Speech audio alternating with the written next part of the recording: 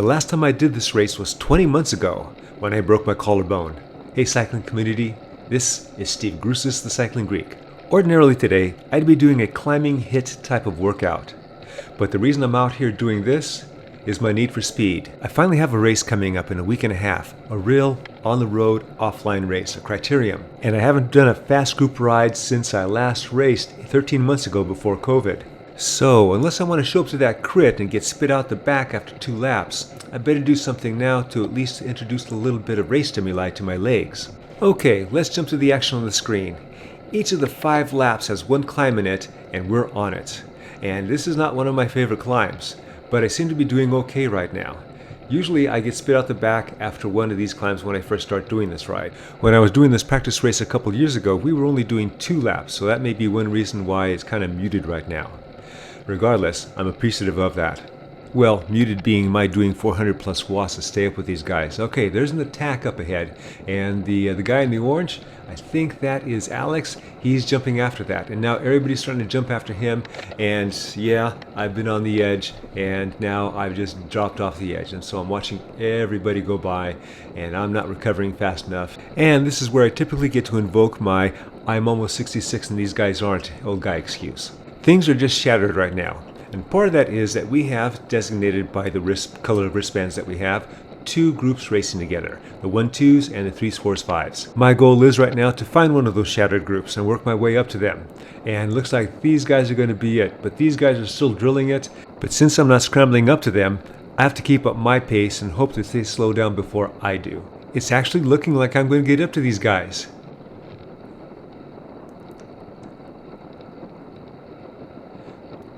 Well, at least until they rotate, and then they just take off.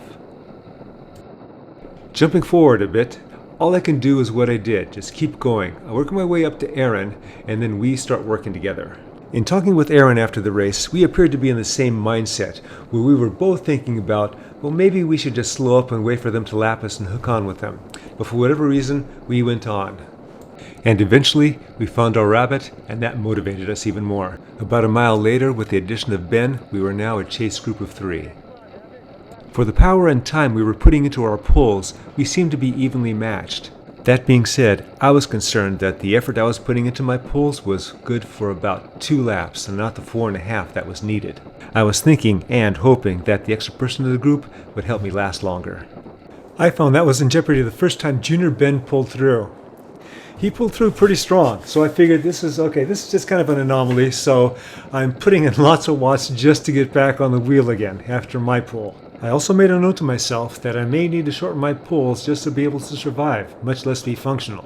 During the following rotation, I completely forgot about it, but I was reminded when it was my turn to pull off. I was thinking, we just started the 2nd lap. I'm not going to be able to keep on doing this. I gotta say something. In this situation, the wrong thing for me to do is to try and sprint up to their wheel. The right thing, which I fortunately did, is to keep it even to get up there. Now I noticed that Aaron looked back, so I am guessing right now that he said something to Junior Ben to slow down a bit. If this was the last lap, then definitely go ahead and drop me, if you can. But if it's not the last lap and you have ways to go, you'll need the extra horsepower to spread out the workload. We're now at the top of the climb, and I'm about to pull through. And what I'm not looking forward to is another surge by Junior Ben. I take a moment and call Junior Ben up, and explain to him that as long as he feels that I am functional to the group, that he needs to dial back on his surging at the front when he takes his pull, so as not to drop me. Aaron then followed up with explaining a little more detail on that as I take my pull. To Junior Ben's credit, he took in the information, evaluated it, and then eliminated the surging. And I was thankful for that. So now we have another rabbit up there, and we can add a 4th person to our chase group. Having a 4th person in our chase group is definitely going to help my survival factor. And that 4th person is Velo King's Enrique. With his lasting longer with the lead group than we did, I figure that he's at least as strong as any of us.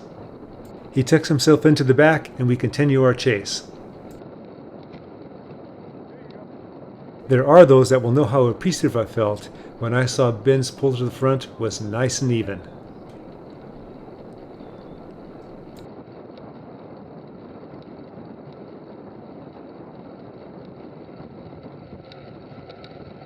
Later on into the lap, we come upon yet another rider, whose name I do not know. I figure he's got to be stronger even still. So that's going to be 5 people in our group. That's going to give me enough time to rest between pulls. Where my pulls earlier ranged between 290 and 350 watts, as the race wore on, it was starting to leak down. Having that extra horsepower is going to keep me more functional in the group. As I rolled up on him, I called out for him to jump on. Fast forward to the last lap, we're starting our final climb. We've been sharing the workload with very good pulls, but I also noticed as we were entering this last lap, those pulls started getting shorter in duration. So then I made sure that I dialed back on my pull a little bit. I figured I'm the oldest guy, and I'm the first one that got dropped, so I got to be the weakest. So now I'm entering this climb, and I'm actually feeling relatively good. So I'm thinking that I'm going to test the group a little bit. I'm just going to roll out a little stronger, maintain it, and then see what happens. Of course, the worst thing that can happen is that I totally miscalculated everything and I shouldn't be doing this move, and that I may incite them to actually attack and then drop me, and then, I'm just by myself and I just roll in back to the cars. And lo and behold, there's the attack. So it's not killing me, so I'm holding parity there, and I'm actually waiting for the others to pull through so I can get behind them. So all is good. There's positives to this. One of them being that I'm feeling a little more confident. So now I'm starting to think about my next attack. There goes the last guy. I'm on his wheel, and I'm just biding my time now. Jumping forward a bit, Junior Ben had rotated to the back. I had signaled to him that I wanted to attack and for him to stay on my wheel, and if the opportunity came up, to use me as a launching pad. I had only hoped that made sense, since I was trying to communicate that with a little bit of hypoxia. So this is where I wanted to go. As soon as I cleared him, I was going to jump. To Junior Ben's credit, he jumps first. Perfect. I scoot up to his wheel, hoping that the others are slow to respond.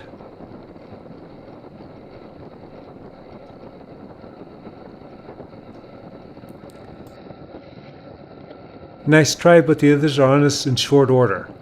So after I realized that they're back there, I let Junior Ben know that they attached and to dial back just a bit. And then I think I have one more move in me.